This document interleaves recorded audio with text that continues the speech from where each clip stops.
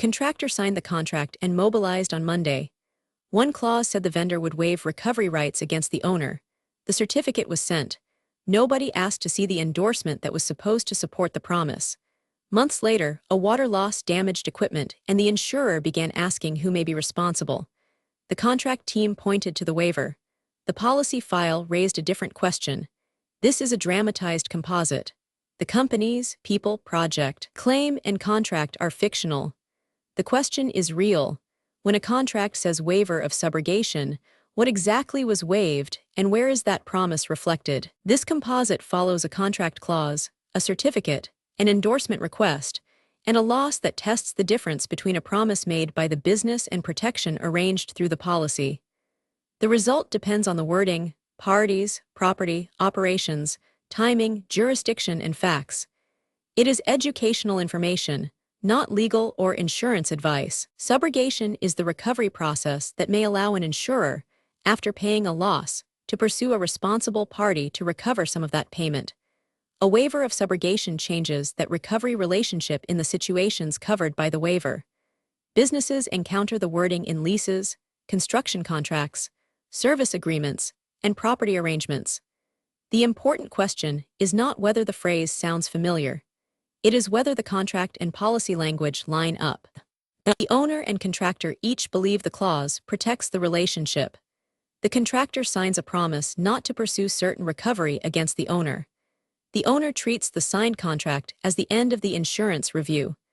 But a contractual waiver may create obligations between the parties, while an insurance endorsement may address what the insurer can or cannot recover.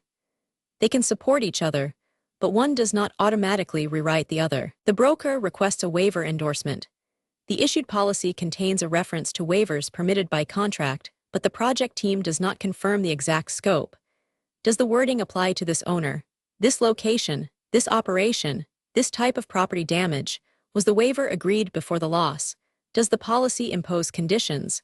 Those details are not administrative footnotes. They can determine whether the insurance arrangement matches the promise that was signed. A signed contract waiver is not the same thing as an unlimited insurance waiver. A certificate noting a waiver is not the same thing as the operative endorsement, and an endorsement is not necessarily broader than the contract that supports it. The contract, certificate, and policy each have a different job. Treating them as interchangeable creates confidence without verification. A pipe failure damages stored materials during the project. The owner's insurer pays part of the property loss and then reviews whether recovery should be pursued against the contractor. The owner says the contractor agreed to a waiver. The contractor points to the certificate.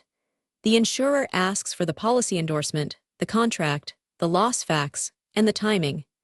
The clause that looked like a promise has become an evidence file. The review focuses on scope and timing. Was the waiver reciprocal or one-way? Did it cover the property and operations involved? Was it effective when the loss occurred? Was the party named correctly? Did the contract require the waiver to be supported by a specific endorsement? These questions do not predict an outcome by themselves.